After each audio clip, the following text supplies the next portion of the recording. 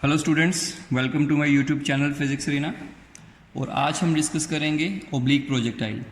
Last video में हमने discuss किया था हॉरिजॉन्टल प्रोजेक्टाइल क्या होता है और उसके कुछ प्रॉब्लम्स को भी हमने डिस्कस किया था।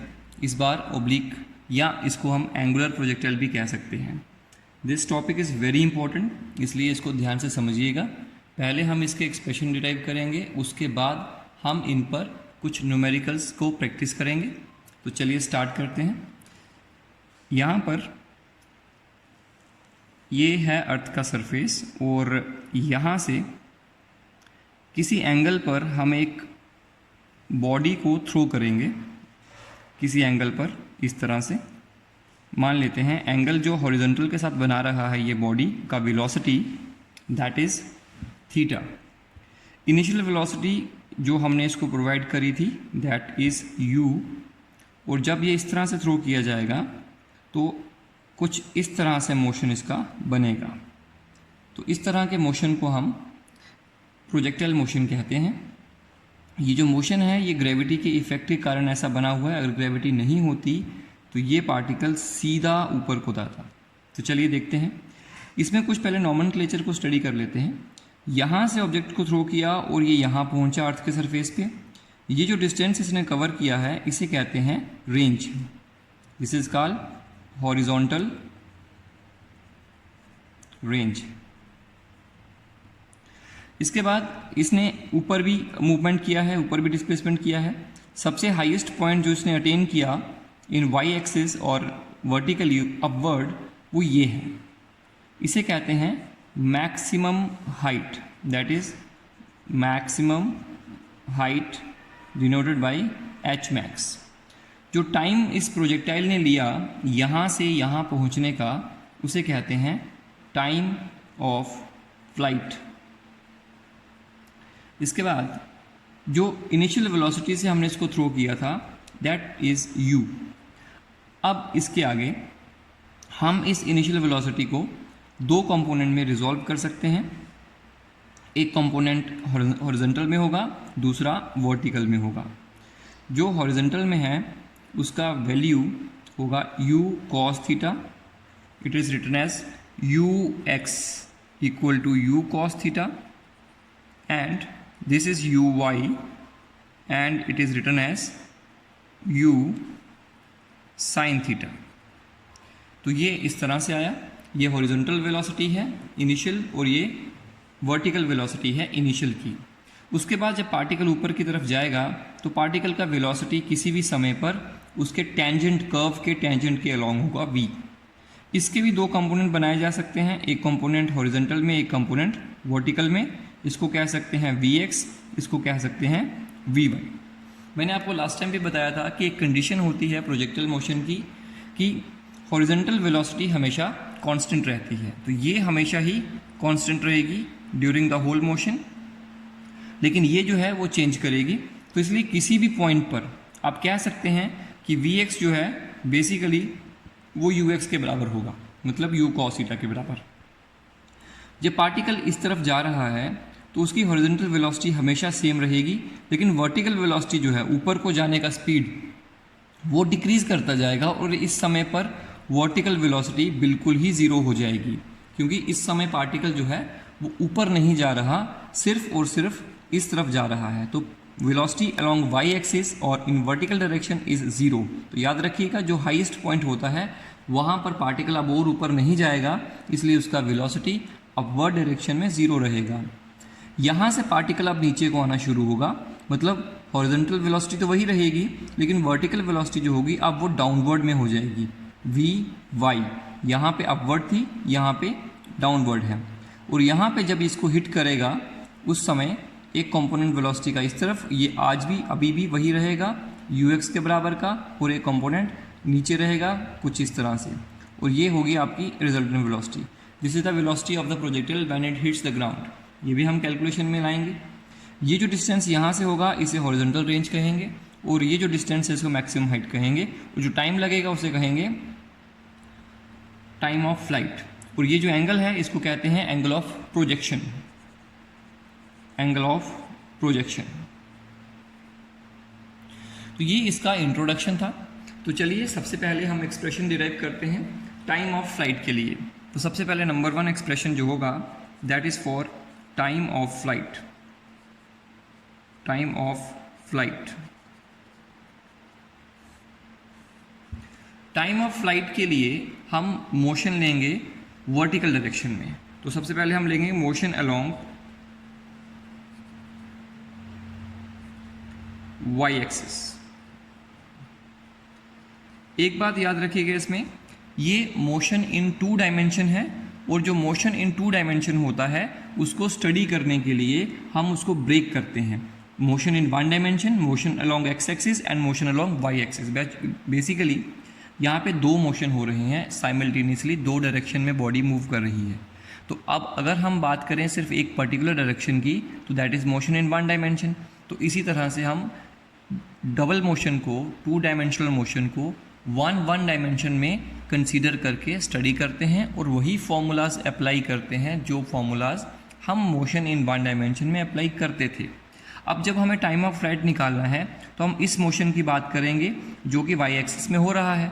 तो अगर वाई एक्सिस को कंसीडर करें तो उसके अकॉर्डिंग पार्टिकल पहले ऊपर गया था फिर नीचे आया था। तो देखिए net displacement along y axis कितनी हो गई, 0, क्योंकि इसी लेवल से ऊपर को राइज किया था और इसी लेवल पे नीचे आके गिर गया। इनिशियल पोजीशन, फाइनल पोजीशन, दोनों का हाइट सेम है, इसलिए net displacement along y axis is 0। Okay, इसके अलावा एक्सेलरेशन वाई एक्सिस में कितनी होगी, दैट इज -g। ऑब्वियसली ऊपर को बॉडी जा रही है तो एक्सेलरेशन नीचे को होगी तो उसको -g लिखेंगे। ओके, इसके बाद initial velocity along y axis that is equal to u sine theta. ठीक है, इसके बाद और क्या चाहिए हमें, टाइम। लेट करते हैं टाइम जो लगेगा इसको, that is t, that is time of flight. Okay, you can use the formula s equal to ut plus half at²। तो यहाँ पे s किसके बराबर है, दैट इज 0।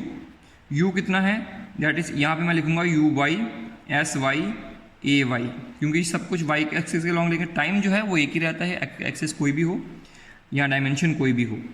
uy का वैल्यू रहेगा u साइन थीटा, और टाइम को हम इस बार कैपिटल T लिखेंगे because it's time of flight, plus 1/2 -g into t²। Okay, इसको यहाँ से दूसरी तरफ शिफ्ट करें, 1/2 g t² equal to u sine theta into t। t get cancel and t becomes 2u sin theta upon g. This is a required expression for time of flight. इसको आपने अच्छे से याद रखना है क्योंकि इसका बहुत बार हम यूज़ करने वाले हैं। यही एक्सप्रेशन एग्ज़ाम्स में भी बहुत बार पूछे जाते हैं। टीचर की हमेशा ट्राई रहती है कि इस एक्सप्रेशन को एग्ज़ाम में ज़रूर रखें, इसलिए आपको इसको अच्छे से समझना है। याद रखिएगा, इस एक्सप्रेशन को करते समय हमने motion only along y axis को कंसीडर किया है, इसी वजह से ये जो इक्वेशन हमने यहाँ पर लगाई है ये इक्वेशन मोशन इन 1 डायमेंशन की है, मोशन अलोंग वाई एक्सिस। इसके बाद दूसरा जो हमें एक्सप्रेशन बनाना है that is maximum height of projectile. Projectile का मैक्सिमम हाइट वो जो अटेन करेगा उसके लिए क्या एक्सप्रेशन बनेगा, चलिए उसको देखते हैं। Number 2 expression maximum height. तो मैक्सिमम हाइट के एक्सप्रेशन को कैलकुलेट करने के लिए हमें कौन से वाले मोशन को लेना पड़ेगा, ऑब्वियसली हाइट जो है वाई एक्सिस में है, इस वजह से वाई एक्सिस लेंगे। तो motion along y axis, y axis के मोशन को कंसीडर करते हैं। इसमें हम क्या करेंगे, सबसे पहले हम यहाँ पे वही देखेंगे डिस्प्लेसमेंट अलोंग वाई एक्सिस। अब हम क्या करेंगे, मोशन सिर्फ यहाँ से ऊपर तक का लेंगे, सिर्फ ऊपर जाने का लेंगे, नीचे आने का वापस नहीं लेंगे, मतलब यहाँ से यहाँ तक का मोशन लेंगे। तो बताइए, when we take the motion from O to A, this is B, O to A, O to A,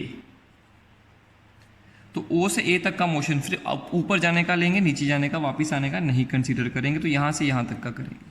तो डिस्प्लेसमेंट हमने अपवर्ड कितनी करी है, तो डिस्प्लेसमेंट करी है h max। ओके, डिस्प्लेसमेंट हमारी है h max। इसके आगे, इसके बाद जो टाइम लगा है ऊपर जाने का वो अभी हम इस पर नहीं कंसीडर करेंगे। इसके बाद में एक्सेलरेशन जो होगी ऊपर की तरफ वो -g होगी, ay sy। इसके बाद तीसरा initial velocity along y axis that is equal to u sine theta. अब हम फॉर्मूला अप्लाई करेंगे वी स्केयर, और वी स्केयर कितना है वी वाई इक्वल टू 0, क्योंकि इस पॉइंट पर फाइनल वेलोसिटी ऊपर की तरफ 0 रहेगी। ओके, वर्टिकल वेलोसिटी 0 हो गई। अब फॉर्मूला अप्लाई करेंगे v square v y square minus u y square equal to 2ay into s y. Okay, now v y का वैल्यू है 0 minus u square sine square theta equal to 2 into minus g into s y. Okay, now यहाँ से आएगा हमारे पास, ये minus से minus cancel हो जाएंगे, तो s y equal to, s y को हम यहाँ पे लिख सकते हैं एच मैक्स। तो एच मैक्स जो होगा that is equal to u square sine square theta upon 2g। This is the required expression for maximum height. Maximum height के बाद थर्ड एक्सप्रेशन जो हम डिराइव करेंगे that is horizontal range. Horizontal range, horizontal range किस तरह से calculate करते हैं इसमें देखिए। हॉरिजॉन्टल रेंज हॉरिजॉन्टल डायरेक्शन में है, इसलिए कॉमन सेंस है कि हम इसमें मोशन अलोंग हॉरिजॉन्टल मोशन लेंगे, हॉरिजॉन्टल डायरेक्शन का मोशन ही कंसीडर करेंगे, motion along x axis. Okay, अब इसमें क्या करेंगे कि सबसे पहले देखिए initial velocity along x axis that is equal to u cos theta, it is always constant. Acceleration along x axis is 0, you know velocity constant रहती है। इसके बाद डिस्प्लेसमेंट कितनी करी एक्स एक्सिस में, बोलेंगे आर, हॉरिजॉन्टल रेंज यहाँ से लेकर यहाँ तक का डिस्प्लेसमेंट करा है, आर किया हुआ है। ओके, इसके बाद दूसरा यू भी आ गया, ए भी आ गया, एस भी आ गया, और टाइम कितना लगा यहाँ से यहाँ जाने का, यहाँ से यहाँ जाने के लिए टाइम तो वही लगा जो हमने अभी कैलकुलेट किया, 2u sine theta upon ji.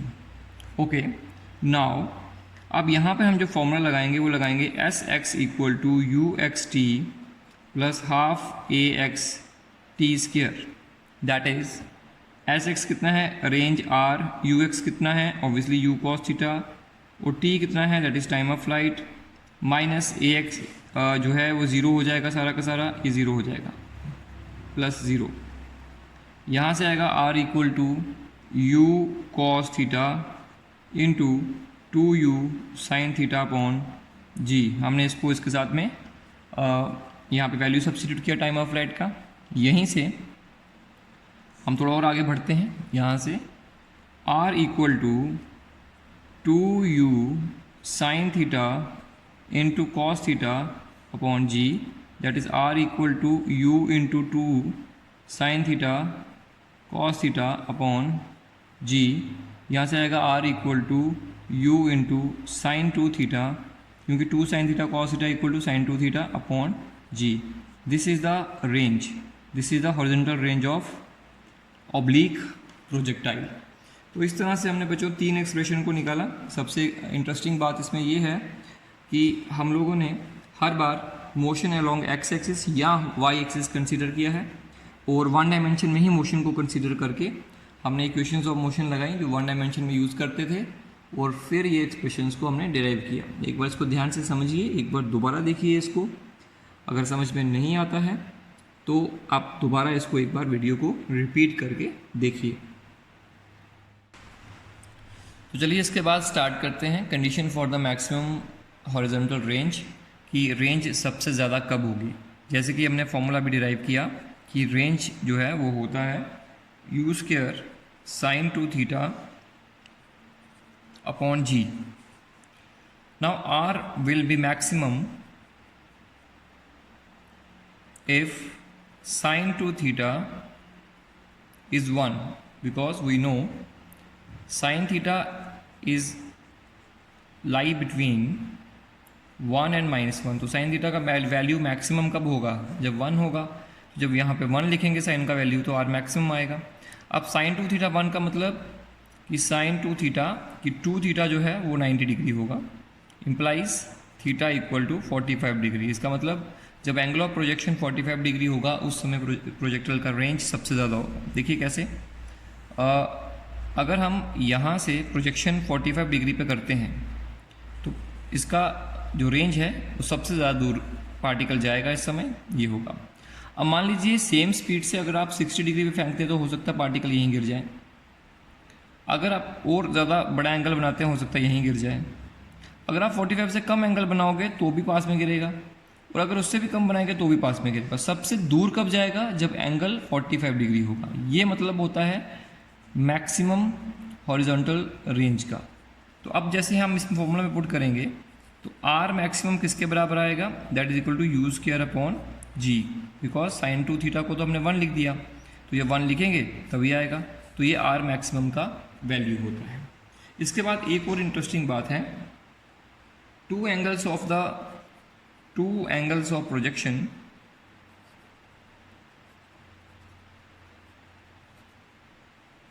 For same horizontal range, मतलब एक हॉरिजॉन्टल रेंज के लिए दो एंगल ऑफ प्रोजेक्शन होते हैं। जैसे एग्जांपल से भी यहाँ पे डायग्राम से क्लियर हो रहा है। मान लीजिए ये है हमारी हॉरिजॉन्टल रेंज, तो देखिए इस एंगल पे भी वही रेंज या इस एंगल पे वही रेंज आ रही है जो रेंज इस एंगल पे यहाँ से आ रही है। मतलब एक एंगल 45 से बड़ा होगा, दूसरा 45 से छोटा होगा। मान लेते हैं किसी की range R equal to u square sine 2 theta upon g है। Now replace sine theta by 90 minus theta, आप इसको रिप्लेस कर दें तो आर डैश कितना आएगा? यू स्क्वायर आर की जगह आर डैश लिखा इस बार, sine 2 90 minus theta upon g, that is equal to R equal to it's R dash actually sine 180 minus theta and sin 180 minus theta equal to sin theta. So that's why r dash equal to u square sin 2 theta, it's actually 2 theta upon g.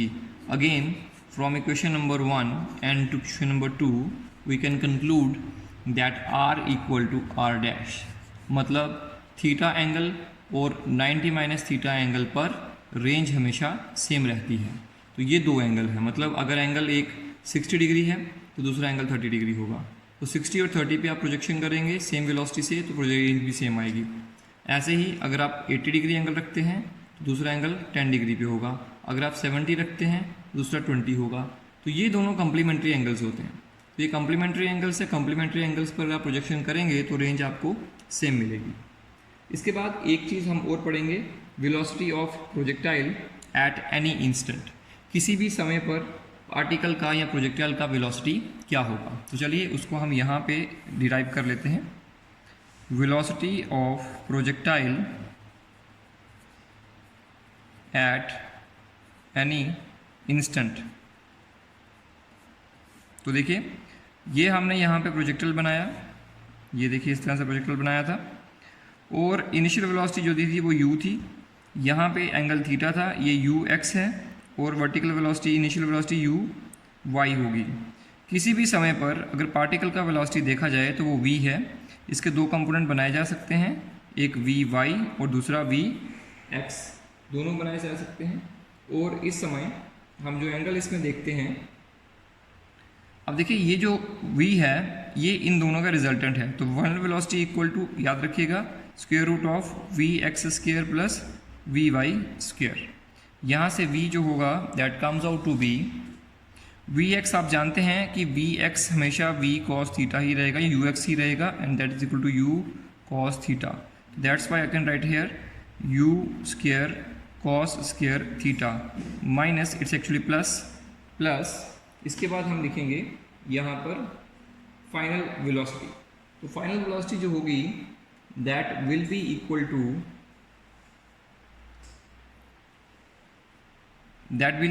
To final velocity vy जो है वो होगी vy equal to uy minus gt। Obviously मैंने formula लगाया, यहाँ लिखूंगा uy minus gt। तो this is the square, यहाँ पे स्क्वायर आएगा, and this is the final velocity.